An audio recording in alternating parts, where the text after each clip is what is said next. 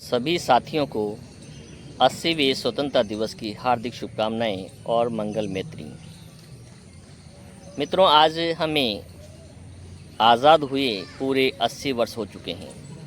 15 अगस्त 1947 को ही ब्रिटिश हुकूमत से हमारे देश को आज़ादी प्राप्त हो गई थी और 80 साल की अथक प्रयास करने के पश्चात आज हम इस मुकाम पे हैं कि भारत विकसित देशों की अग्रणी पंक्ति में खड़ा है। देश में एक अच्छा कॉन्स्टिट्यूशन है, संविधान है, जिसे सरकारें लागू करने का प्रयास करती हैं। कमियां कई हो सकती हैं, लेकिन उसके जिम्मेदार आप और हम सब हैं। केवल सरकार को या किसी एक व्यक्ति विशेष को जिम्मेदार ठहरा देना गलत है।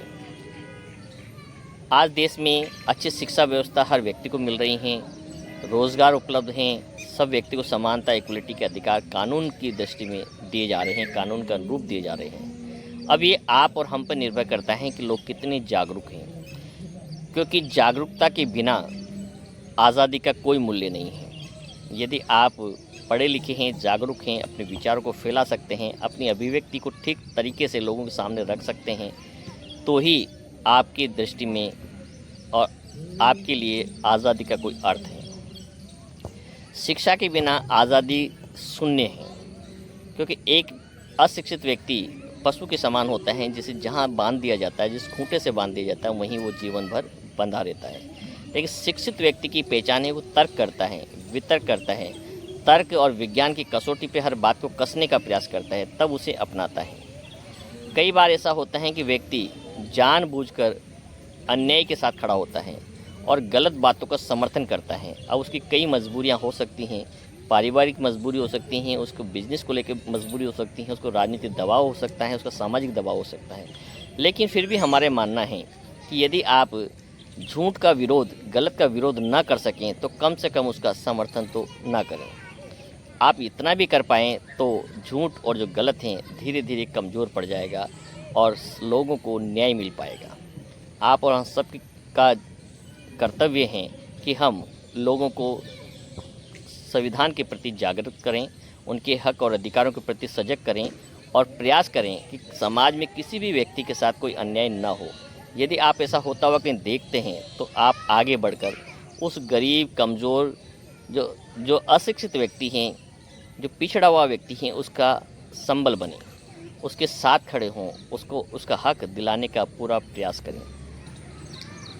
इसके बाद सबसे महत्वपूर्ण बात है, लोग काम भी करना चाहते हैं, बोलना भी चाहते हैं, लेकिन उनके पास शब्द नहीं होते हैं। यदि आपको अभिव्यक्ति करना नहीं आता है, तो भी आप परेशानी में फंस सकते हैं। इसलिए अपने विचारों को आप कैसे रखेंगे, इसमें आपको पारंगत होना होगा, क्योंकि अधिकार मांगने से नहीं, कई बार छीनने भी पड़ते हैं। तो उन्हें किस प्रकार से आपको प्राप्त करना है, लोगों को सजग करें, जागरूक करें और लोगों को सवाल करना सिखाएं, अपने हकों के लिए लड़ना सिखाएं। और यदि आपने ये सब कर लिया है, तो शायद हम देश को और आगे ले जा सकते हैं।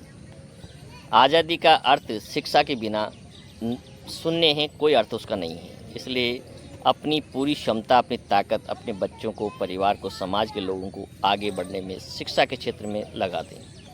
यदि शिक्षा के लिए आपको, अपने बच्चों की शिक्षा के लिए खासकर यदि कर्जा भी लेना पड़ता है, अपने घर को गिरवी भी रखना पड़ता है, तो निसंकोच वो उसमें आप पीछे ना रहें, क्योंकि शिक्षा में जो आप पैसा खर्च कर रहे हैं, वो सबसे बड़ा इन्वेस्टमेंट है और वो लौट कर आपको कई गुना मिलने वाला है।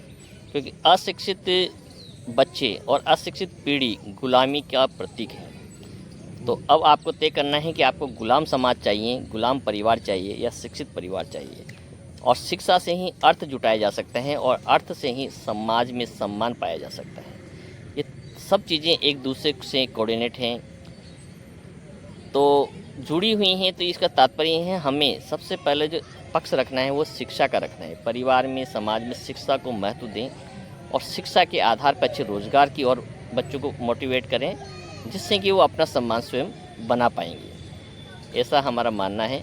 तो आज़ादी को चाहे 80 साल हो जाएं या 100 साल हो जाएं, लेकिन व्यक्ति जब तक मानसिक रूप से आज़ाद नहीं है, तो उसकी गुलामी का और उसकी आज़ादी का कोई अर्थ नहीं है। तो हमें मानसिक रूप से स्वतंत्र होना है, हमें अपने हक और अधिकारों के प्रति सजग होना है, जानना है कि किस प्रकार से एक गरीब व्यक्ति के हक की लड़ाई लड़ी जा सकती है। क्योंकि स्वतंत्रता सेनानियों ने तो उनका काम कर दिया, लेकिन अब जो ये पीढ़ी हमारे सामने है, हमारा भी एक नैतिक कर्तव्य है कि किसी भी अन्याय का विरोध हम करें, कमज़ोर व्यक्ति के साथ खड़े हों और उसका अधिकार उसे दिलाने का प्रयास करें।